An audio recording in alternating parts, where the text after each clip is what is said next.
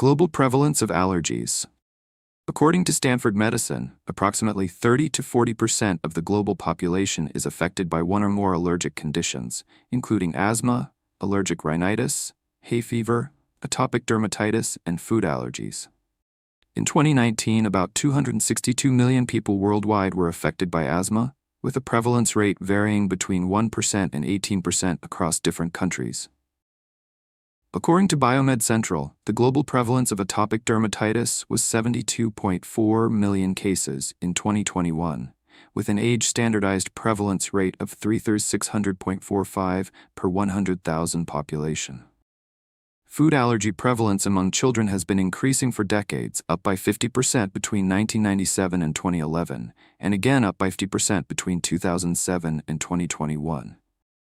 The rapid rise of allergies in America.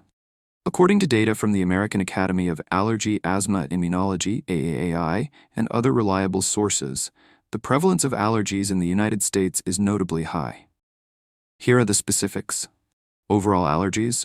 Over 50 million Americans, approximately 15 to 20% of the population, suffer from some form of allergy, including food allergies, seasonal allergies, hay fever, skin allergies, eczema, and more. Food allergies. Approximately 26 million adults, about 10.8%, have food allergies, with nearly half developing these allergies in adulthood. About 5.8 million children, roughly 7.6%, have food allergies, with common allergens including peanuts 2.2%, milk 1.9%, shellfish 1.3%, and tree nuts 1.2%. Seasonal allergies, hay fever. In 2021, about 31.8% of adults, with 25.7% reporting seasonal allergies, and 27.2% of children reported having seasonal allergies, eczema, or food allergies. Women, 29.9%, are more likely to have seasonal allergies than men, 21.1%, and non-Hispanic Black Americans, 8.5%, have a higher prevalence of food allergies compared to other ethnic groups. Skin allergies. Approximately 9.2 million children, 2022, reported skin allergy symptoms such as eczema or hives. Among adults, 7.3% have eczema, with women 8.9% more affected than men, 5.7%. Other allergies. Latex allergies affect about 4.3% of the general population and up to 9.7% of healthcare workers. Severe allergic reactions, systemic reactions to insect stings occur in 0.4 to 0.8% of children and 3% of adults. Additionally, allergy prevalence has risen significantly over recent decades. From 1997 to 2011, food allergies in children increased by 50%, with another 50% increase from 2007 to 2021. Peanut allergies tripled between 1997 and 2008. And the prevalence among 1-year-olds tripled between 2001 and 2017. Allergies, a symptom of something deeper? Allergies have become a widespread health issue. First, more and more people around us are developing allergies to various substances, with an increasing number of allergens and more complex manifestations. Common allergic reactions can generally be categorized into several types. Contact allergies affecting the skin, respiratory allergies triggered by inhaled substances, digestive system allergies, and even reactions to changes in external temperature or humidity. Common allergens include cosmetics, certain metals, everyday foods, medications, and even tiny particles in the air that some people react to. In terms of symptoms, the most frequent ones include skin issues like acne, rashes, swelling, or itching. Some people experience swelling in the respiratory tract, and in severe cases, allergies can even lead to anaphylactic shock. In fact, the term allergy is a concept from modern medicine. In ancient Chinese medicine, there was no such term or corresponding disease name. Although modern medicine coined this term, defined it as a disease, and developed various anti-allergy medications, no method has been found worldwide to permanently eliminate any specific allergy. In other words, if we consider allergies a disease, global medicine currently has no cure for it. All drugs and treatments merely provide temporary relief from allergic reactions, rather than addressing the root cause. In real life, many people experience various allergic symptoms and are thus labeled by doctors as having an allergic constitution. Over time, these individuals come to accept that their allergies are simply a result of their inherent predisposition, viewing it as a normal phenomenon. But is this really the case? Your body changed, not the allergen. Let's consider a phenomenon.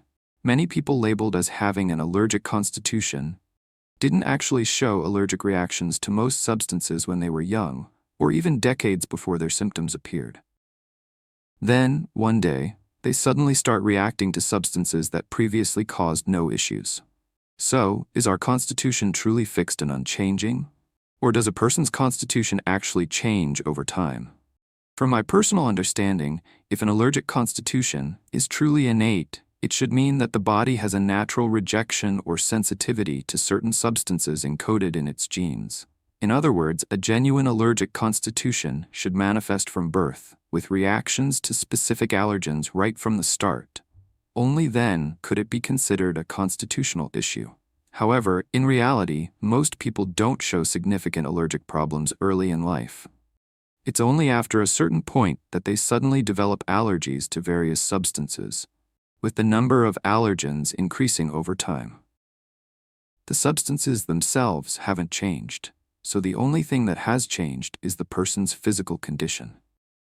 From a modern perspective, this reflects a state of weakened immunity.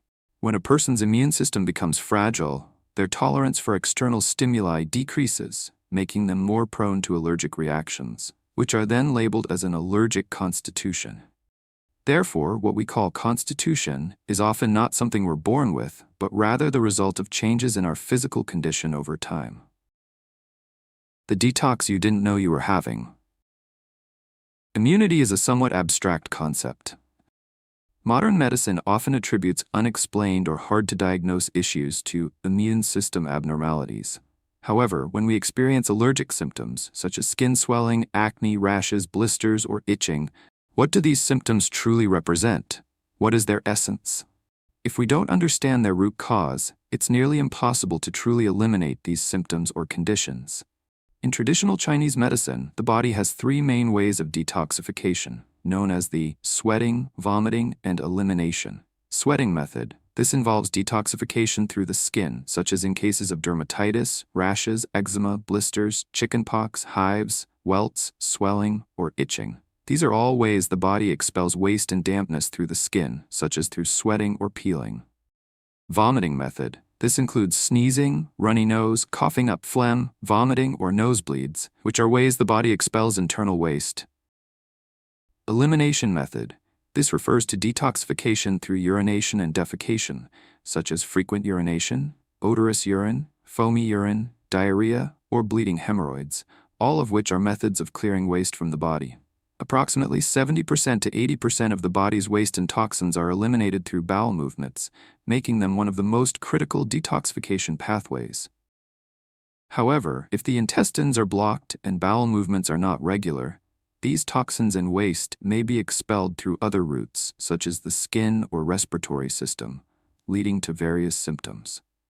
The human body is incredibly sophisticated, far surpassing the complexity of any modern instrument. It can detect internal issues and initiate repair and processing, striving to minimize the impact of waste and toxins by expelling them. If the body cannot eliminate these substances, they may remain inside, forming various disease foci. This explains why many people do not experience allergies to seafood or other foods in their youth, but begin to develop allergic reactions to these previously harmless substances as they age. This reflects a decline in the intestine's ability to detoxify. Rashes or symptoms resembling allergies are, in essence, the body's process of expelling toxins and pathogens. The hidden cost of anti-allergy drugs. Anti-allergy medications work by suppressing this detoxification and disease-expelling process. Normally, the body might expel toxins through skin reactions like pimples, blisters, rashes, itching, but these drugs halt this process. However, these chemical medications, while suppressing detoxification, accelerate damage to the stomach, liver, and kidneys. What might have been a simple disease-expelling reaction can thus turn into recurrent allergic conditions. Nearly every patient with recurring allergic symptoms has a history of repeated treatments with anti-allergy drugs. This continuous suppression of the body's detoxification and disease-expelling responses leads to an accumulation of waste and toxins. Additionally, most anti-allergy drugs are chemical-based, damaging the heart, liver, kidneys, and digestive system upon entering the body, causing these organs' functions to gradually decline. As a result, allergic symptoms worsen, and what may have started with a single allergen can expand to multiple allergens over time. Many people fail to question why their constitution shifts from non-allergic to allergic, focusing only on treating the symptoms, which often leads to worsening conditions. Indeed, modern medicine's understanding of many common diseases and symptoms remains superficial, failing to grasp their underlying essence. Consequently, treatments may delay addressing the condition, allowing toxins to accumulate and the condition to deepen. How diet and medicine affect kids' allergies. For children's allergic symptoms, the primary cause is often modern practices of feeding them cold-natured fruits or using cold-natured medications like antibiotics, anti-inflammatories, or cough suppressants when they have colds, diarrhea, or coughs. These drugs harm children's spleen and stomach, weakening their digestive functions and reducing intestinal detoxification capacity. Simply ensuring smooth bowel movements and restoring spleen and stomach function can naturally resolve allergic symptoms. In the past, allergies were far less common among Chinese people than Westerners, because traditional diets emphasized warm foods, such as drinking hot water and eating hot meals. However, as dietary and lifestyle habits have become westernized, people have started consuming cold foods like large amounts of fruit, salads, raw vegetables, cold drinks, and iced cola, leading to a decline in intestinal detoxification capacity and triggering various allergic symptoms. Allergies were rare when we were young, but now they are widespread, with many children allergic to multiple substances from an early age. Some are even born with allergies, often linked to mothers consuming large amounts of cold-natured fruits during pregnancy, resulting in children with congenitally weak spleen and stomach functions. Observing Western countries or their media, allergies are extremely common among Europeans and Americans, with many restricted in their diets due to childhood allergies. This is closely tied to their lifestyle habits, such as not drinking hot water, consuming mostly iced or chilled beverages, and eating predominantly cold foods. Even common foods like beans, wheat, peanuts, or tomatoes, staples in human evolution for millions of years, trigger allergies. If the body rejects these foods with immediate, intense reactions, it indicates impaired digestive function, unable to process them properly. This is similar to how someone with poor stomach function feels bloated or pained after drinking cold beverages, iced drinks, herbal tea, or mung bean soup. These symptoms are the body's warning that it cannot handle or digest these substances, urging us to stop consuming them. How menstruation affects women's allergies. For women, beyond reduced intestinal detoxification capacity, menstruation is a significant factor in allergies. Menstruation essentially originates from the transformation of milk. Each month, women extract essence from grains and food to produce milk for potential reproduction. If pregnancy does not occur, this milk must be expelled, forming menstruation. Menstrual blood is a highly nutritious substance, and if not discharged in time, it can stagnate in the body, turning into waste and toxins. Thus, regular monthly menstruation is crucial for women. If menstrual discharge is incomplete, retained substances may form disease foci, potentially linked to 7 types of cancer. Whether menstruation is normal depends on several factors. First, it is related to the spleen and stomach. If their digestive and transformative functions are weak, they may fail to adequately produce milk, leading to reduced menstrual flow or even menopause. Second, it is linked to the liver, which stores blood and is closely tied to the blood circulation involved in menstruation. Emotional stress, anger, excessive liver fire, or insufficient liver blood can cause menstruation to come early, be delayed, or vary in volume. Additionally, heart function affects the process of milk being discharged from the breasts to the uterus. If heart function is weak, milk may stagnate in the breasts, potentially leading to breast hyperplasia, nodules, cysts, or, in severe cases, breast cancer. According to traditional Chinese medicine's nutritional theory, the 5 colors and flavors of food correspond to the 5 organs. Red and bitter foods nourish the heart, associated with the fire element, and are crucial for heart health. If women experience dysmenorrhea or occasional mild allergic symptoms and use ointments or anti-allergy drugs, these medications can damage the heart, liver, and kidneys. When heart function is impaired, menstruation, which should be smoothly expelled, may remain in the body. If heart function weakens further, milk may flow back into the heart meridian and enter the heart. The heart should absorb red nutrients, but accumulated milk and waste can block this, manifesting on the face as red spots, rashes, or, in severe cases, systemic lupus erythematosus. Many women's allergic symptoms appearing only on the face are due to waste accumulation in the heart, obstructing red nutrient absorption. Similarly, if waste accumulates in the kidneys, black nutrients cannot enter, reflecting on the face as darkened skin, seen in conditions like kidney disease, nephrotic syndrome, or uremia. The liver corresponds to green, so liver disease or liver cancer patients often have a greenish complexion. The spleen corresponds to yellow, so those with weak spleen and stomach have a sallow complexion. The lungs correspond to white, so lung disease or lung cancer patients have a dull, lusterless pale complexion, distinct from healthy whiteness. If acne, rashes, or whiteheads appear frequently on the face before, during, or after menstruation, it indicates the heart is expelling waste. At this point, strengthening heart function to promote toxin elimination through menstruation or bowel movements can naturally resolve symptoms. However, using hormone-containing ointments or anti-allergy drugs each time can worsen symptoms, making them harder to cure. If a drug seems to eliminate allergic symptoms, it may indicate the condition has deepened, transforming into other issues. Why suppressing symptoms can worsen health? The principle of energy conservation suggests that toxins and waste entering the body must have a way out. If they cannot be expelled, they remain, potentially causing cell mutations and forming cancer cells when immunity weakens. 30 years ago, cancer was rare. Now, it's almost commonplace. This is because the body's detoxification pathways are increasingly blocked, as we mistakenly treat detoxification and disease-expelling symptoms as illnesses, suppressing the body's natural responses, leading to deeper accumulation of waste and disease foci.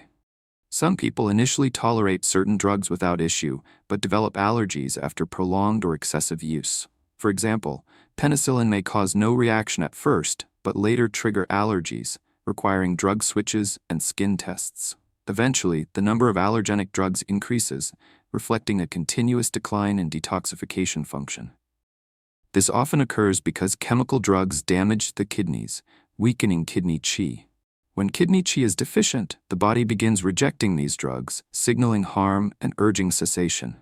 Thus, we do not advocate using chemical drugs. These drugs, entering through blood or the digestive tract, pass through the heart, liver, kidneys, and other organs, interacting with enzymes and other substances, producing compounds that may never be eliminated. Many allergic symptoms stem from kidney damage, which also leads to forgetfulness.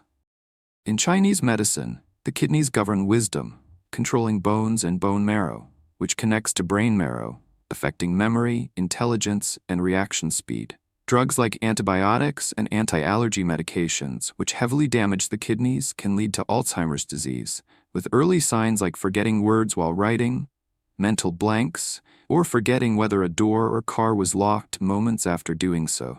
The symptoms mentioned are often linked to a history of using chemical medications. These could be anti-inflammatory drugs, antibiotics, anti-allergy medications, painkillers, or even synthetic vitamins, concentrated proteins, amino acids, and trendy products like collagen or various peptides. Honestly, you don't even know how these things are made, yet you're willing to put them into your body. The dark side of popular health products.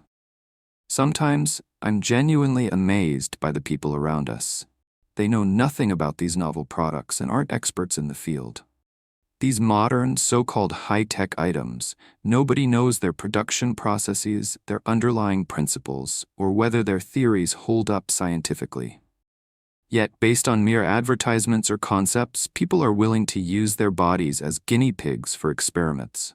This is incredibly irresponsible toward one's health. Once these substances enter your body and organs, they may never be metabolized, causing lasting harm. Even more concerning is that many young parents are recklessly giving their children these things. synthetic vitamins, various supplements, and so-called nutritional health products. Isn't it better to feed kids wholesome, natural foods? These novel substances are entirely new in human evolutionary history. Your body's microbes, enzymes, and digestive systems can't recognize them, and your organs don't know how to process them. As a result, these wastes and toxins linger in the body, accumulating in the liver and kidneys. For children, this impact can last a lifetime. That's why so many kids today develop diseases like diabetes and hypertension at a young age because of the reckless consumption of these substances, which damages their organ functions. The synthetic vitamins, calcium tablets, and other chemically synthesized products you consume daily aren't natural foods. As we learned in chemistry, one substance combining with another produces something new. One of the most common byproducts in these reactions is hydrogen dioxide, or water. These synthetic substances generate large amounts of water in your body, but this isn't natural water, it's chemically synthesized water. In traditional Chinese medicine, this water transforms into phlegm dampness, or what we call dampness. This is wastewater, a lifeless, yin-type water. Cancer cells thrive in this environment. If a cancer patient or someone with a predisposition to cancer consumes large amounts of synthetic vitamins, their risk of developing cancer skyrockets. For those already with cancer, continuing to take these vitamins can fuel tumor and cancer cell growth, as cancer cells love this energy-less water. Take the United States as an example. The U.S. leads the world in producing synthetic vitamins, with many major direct sales health product brands originating there. Americans consume these synthetic vitamins in large quantities daily, yet the U.S. has one of the highest cancer rates globally. This shows that Americans haven't proven that consuming synthetic vitamins or so-called nutritional supplements makes them healthier. The real causes behind rising allergies.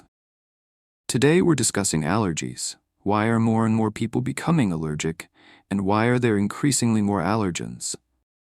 The root cause is that our own health is deteriorating. I've summarized several key reasons why modern people are increasingly prone to allergies. First, a decline in the intestine's ability to detoxify. Many people suffer from irregular bowel movements, which prevent toxins and waste from being expelled through stool, leading to allergic symptoms. Second, for women, menstruation plays a significant role. Irregular menstruation can contribute to allergies because menstruation itself is a way to eliminate toxins and waste. This pathway must remain unobstructed. Especially for women entering menopause, when menstruation ceases, maintaining regular bowel movements becomes critical, as stool becomes the body's primary detoxification channel. Third, medications or cold-natured dietary habits can damage the yang energy in the kidneys. When kidney yang is impaired and kidney function declines, the body may produce excessive reactions, manifesting as various allergic symptoms. In summary, when the detoxification and normal functioning of organs like the heart, liver, spleen, lungs, and kidneys weaken, toxins and waste cannot be expelled through normal channels, resulting in what we call allergic symptoms. However, from my perspective, these are merely the body's reactions to expelling disease and toxins. Modern medicine may attribute this to low immunity, but immunity is a vague concept. Often, when the true cause is unclear, everything is blamed on weakened immunity. In my view, immunity is the body's yang energy, or what we call qi and blood energy. When your qi and blood energy are abundant, your immunity is strong, your body temperature is high, your metabolism is robust, and your detoxification ability is effective. Waste is then expelled through normal channels, preventing abnormal reactions. For those who are watching this video, if you or your family experience allergic symptoms, the first step is to reflect on past experiences, analyze the root causes and essence of these symptoms, and then follow the correct methods to nurture your health.